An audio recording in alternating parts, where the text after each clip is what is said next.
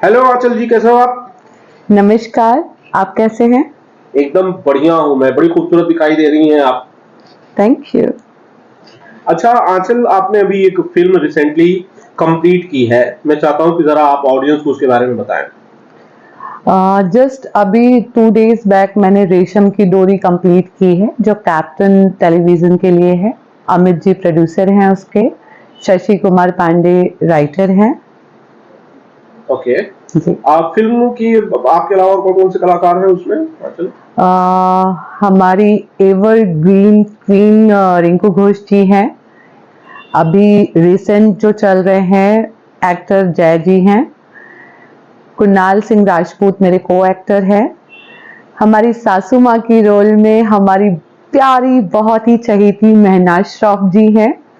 और तमाम जितने भी लोग हैं, बीना पांडे जी हैं। काफी प्यारी, बहुत ही अच्छी फिल्म बनी है और मेरे दिल के बहुत करीब है ये स्टोरी। ओके। तो आंचल, फिल्म की स्टोरी लाइन, जैसे कि रेशम की डोर नाम से लगता है कि एक फैमिली ड्रामा होगी, क्या स्टोरी लाइन है इसकी? ये स्टोरी लाइन एक भाई बहन के ऊपर है। 25 ईयर्स बैक कुछ ऐसे सीन्स हो जाते हैं जिसकी वजह से भाई और बहन में बहुत बड़ा गैप और डिफरेंस आ जाता है। और 25 ईयर्स के बाद फिर वो मिलते हैं और सारे प्रॉब्लम सॉल्व होते हैं। और आगे की स्टोरी के लिए आपको मेरी फिल्म देखनी पड़ेगी। ओके, वैसे ये कहानी आपसे मिलती जुलती नहीं है? बिल्कुल मुझसे मिलती जुलती है। आप भी कई साल बाद अचानक से गायब हो गए और आज आप आए हो। कितने साल बाद आप वापसी कर रहे हो आप पर्दे पर? Almost 9 years. वाह, जी। 9 साल। जी। तो कहाँ चली गई थी आंचल सोनी? कहाँ चली गई थी 9 साल तक? कहाँ थी, क्या कर रही थी, और अब वापसी कैसे? 9 साल पहले मैंने इंडस्ट्री छोड़ दी थी बिकॉज मैंने 2 फिल्में बनाई थी। एक जवानी जिंदाबाद, मोनालिसा और मैं थे उसमें। और दूसरी फिल्म मैंने बनाई थी बाप रे बाप। जवानी जिंदाबाद को लेके कुछ चीज़ें जो है वो सही नहीं हुई थी मेरे साथ। और मुझे उसका बहुत अफसोस था कि क्यों ऐसा हुआ मेरे साथ। और मेरे अपने ही जानने वालों ने मेरी फिल्म का टाइटल चेंज करके जवानी जिंदाबाद से कहर कर दिया। चलो खैर, समय बीत गया, बातें बीत गई। अब उसके बारे में ज़्यादा बात करके कोई मतलब नहीं है, बट उस समय मैं बहुत डिप्रेशन में चली गई थी। और उसकी वजह से मैंने, समझ लीजिए, एक तरह से प्रण लिया था कि मैं भोजपुरी इंडस्ट्री में कभी काम नहीं करूँगी। इसी वजह से मैंने इंडस्ट्री छोड़ दी थी और कुछ डिप्रेशन वगैरह के चक्कर में मैं सबसे बाइकआउट हो गई थी, समझ लीजिए एक तरीके से। और फिर बाद में मेरी शादी हो गई 1 साल बाद। घर वालों ने सोचा यार ये तो मर जाएगी, इससे अच्छा है इसकी शादी करा दो। तो शादी हुई और उसके बाद हस्बैंड के साथ वर्ल्ड टूर।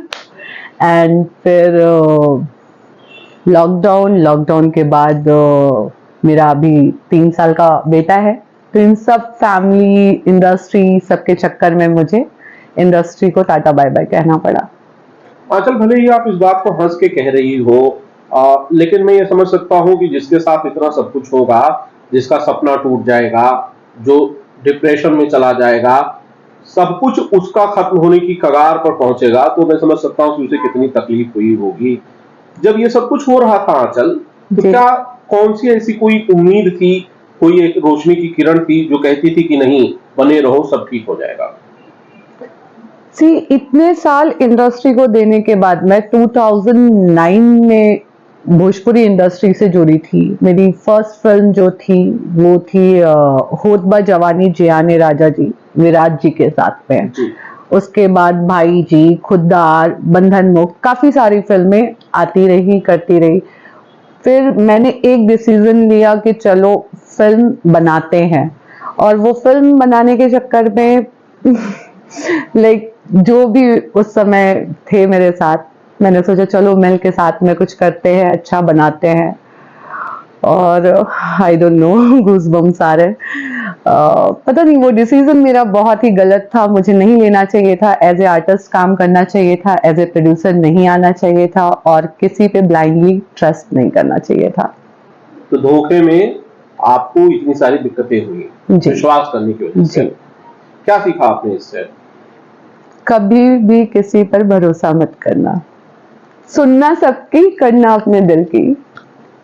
अच्छा आंचल, इतना सारा इंसिडेंट हुआ, इसके लिए आप किसी को जिम्मेदार मानती हो? आप नाम लेना चाहते हो उस शख्स का जिसकी वजह से आपके जीवन में इतनी सारी तबाहियां आई?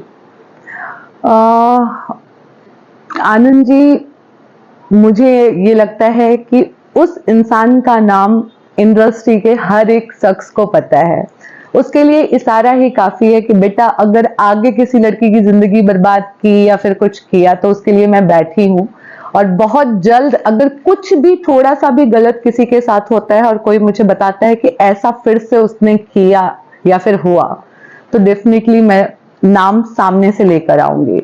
और बाकी गद्दार के लिए तो इशारा ही काफी है।